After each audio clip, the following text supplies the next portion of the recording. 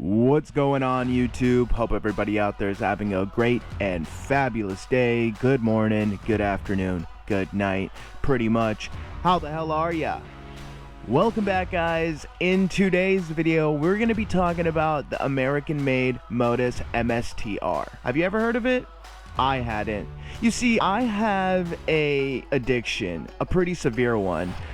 About maybe once or twice at a minimum, I scour the web all throughout the different marketplaces, Craigslist, OfferUp, Facebook, and I just look to see what's on the market. I'm not necessarily looking for any particular bike, but I'm just looking to see if there's any deals that pop up that I can scoop real quick. I was doing that the other day and I stumbled across this, a Modus MSTR.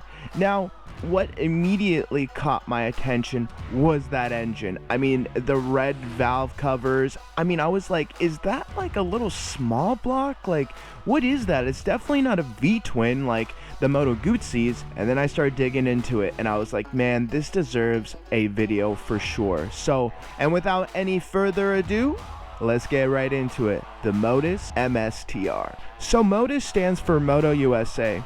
It's also the Latin word for motion. Now, initially, from the beginning, they were a motor company. At their core, they're a motor company. So they would produce, engines for small speedboats, side-by-sides, and a myriad of other things. Now, the two guys behind this company and this creation, Lee Kahn and Brian Case, they are, in my eyes, wizards. They wanted to build a motorcycle that they wanted to ride.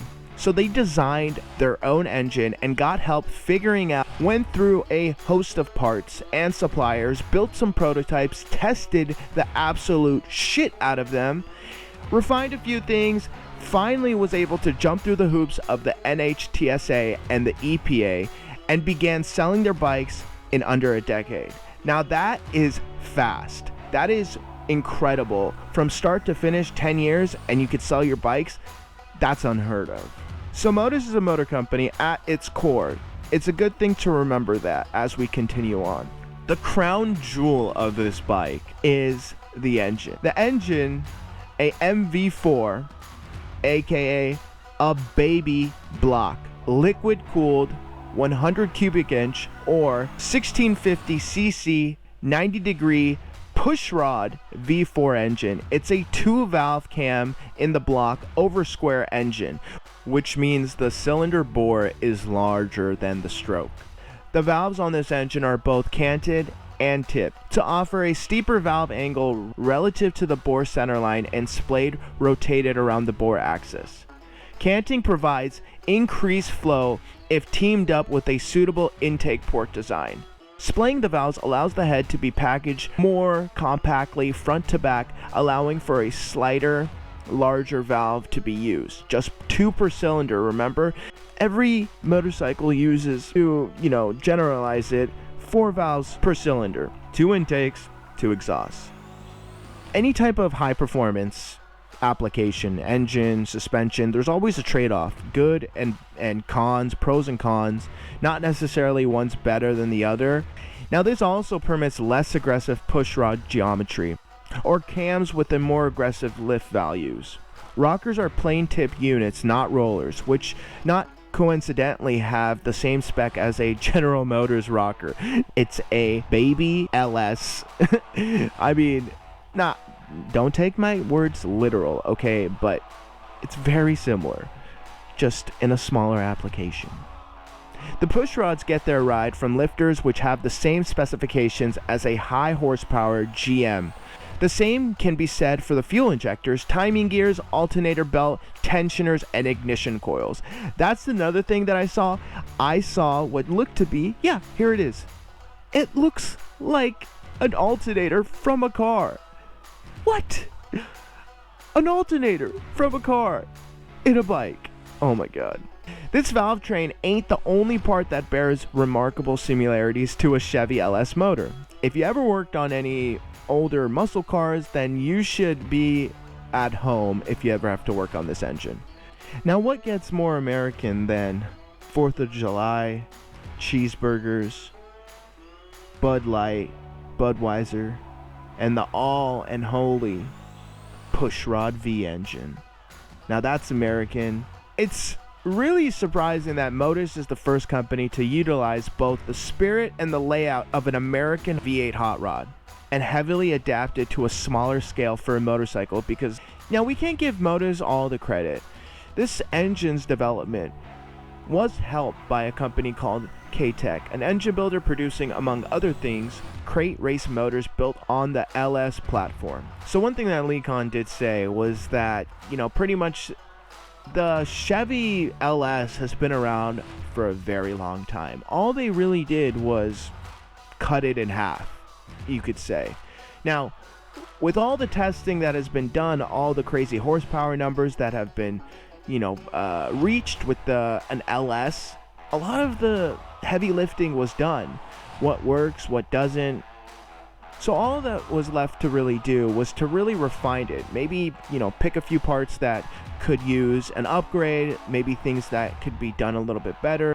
Now all that pressure is being pounded on the forged aluminum connecting rods, which are joined to a forged crank that runs plain bearings with forged steel I-beam con rods.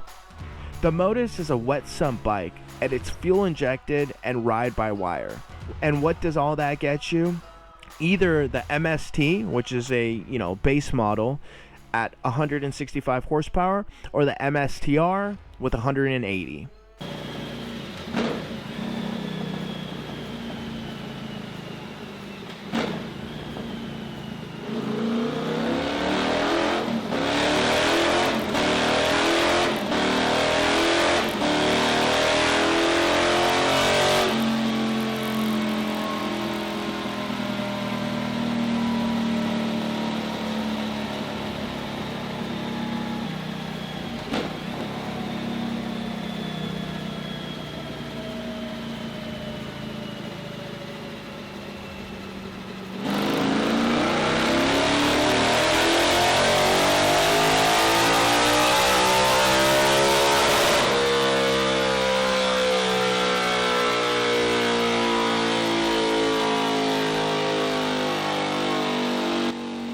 Now the bike does weigh right around 600 pounds, so depending on which one you get, you're either at 580 or 589 ready to go. Now with the MSTR, the reason why it has more horsepower is that you're getting a higher lift cam and different mapping, ignition and fuel, and also you're getting titanium valves. Now, because of the engine architecture is heavily based on an engine that's been used in vehicles, there had to be some modifications made in order for it to work with a motorcycle transmission. Now, it uses a divorced transmission, which I'm not really sure what that even means. The crazy part about this is the gears. So these gears to the clutch in order for you to use a standard motorcycle clutch. Now the spindles on these have a 90-degree cut on them, which allows that to be possible. And why does all this matter? Well, remember, Motus is a motor company at its core, and they don't just produce this engine for this specific motorcycle. Like I mentioned before, they sell this engine by itself, so they can use it in different applications, so it has to be versatile enough to be used in other applications. Think sprint cars, side-by-sides, and much more. Okay, so we talked about the heart of this machine. Now let's talk about the vessel that carries it. But before I do, I just want to go over a few things. Number one being the price. Now for the low price of just under $35,000, you could own the MST. Or if you were feeling extravagant, or at the time going through a divorce, I opt for the MSTR for right under $40,000. Now that gets you the best motorcycle that Birmingham, Alabama has to offer. But just hold on for a second. Let me tell you what you get. So up front on the MST, you would be getting a pair of fully adjustable Owen forks, as well as Brembo brakes and O's wheels all around, which are a forged aluminum wheel. You also would be getting a Showa rear shock, as well as fully adjustable handlebars. Seriously, you can arrange the bars in multiple ways. A crystal clear display as well. You get all the amenities such as cruise control, traction, ABS, as well as no valve checks for both these bikes. Remember, hydraulic lifters. Thank you for that. All in all, if you were to spec out a Road Glide at the time, it would probably be around the same price for the MST. Now, you know, after buying a Road Glide, you're definitely not going to keep it stock, because who does that? And upgrading it is just going to add on more money to that Road Glide, making it more expensive than an MST, and it would never come close as far as performance. Now let's get to the MSTR.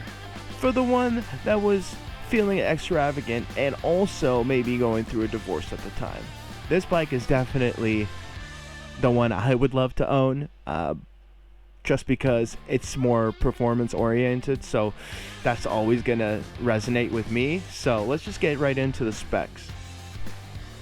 The MSTR gets you a more aggressive cam profile, which would be adding around 20 more horsepower, so you'd be right at 185. It's more a track focused bike, and you get a clip-on style handlebar similar to a VFR or a Ducati Supersport.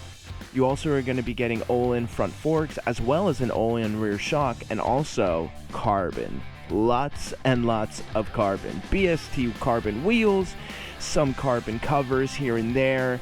It also has the same electronics. Overall, the bike is just a little bit more sporty. Does seem like it's a more geared towards the more track rider, or somebody that wants, more performance than maybe somebody that just wants to, have a cruiser or a sport tour. So I want to go ahead and ask the question, would you have bought this bike? Is there anything that'd be putting you off from purchasing it? But before you answer that question, I do have to report that sadly in September 2018, Modus would announce that it would be shutting its doors due to the fact that its financial backers were no longer willing to support the Modus motorcycle brand due to it falling short of its sales quotas in order to make money. Brian Case and Lee Kahn did report that they were disappointed and felt that they should have been given some more time. At the end of the day, I feel like what happened is that maybe not enough people knew about this bike. I surely hadn't known about it, so it's just kind of one of those things where it was a great idea. It's a great bike. They gave us a baby LS Chevy in a motorcycle, which is just insane to me. So I really wish that they would continue making these bikes.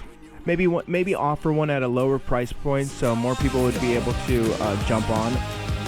Let me know in the comments what you guys think, what you guys like about it, what you dislike about it, reasons being why you think they failed. They still are producing the motor, they're just not producing the motorcycle anymore. So hey, make your own motorcycle, I guess. I don't know. But with that, stay up, 2 wheels down. Peace.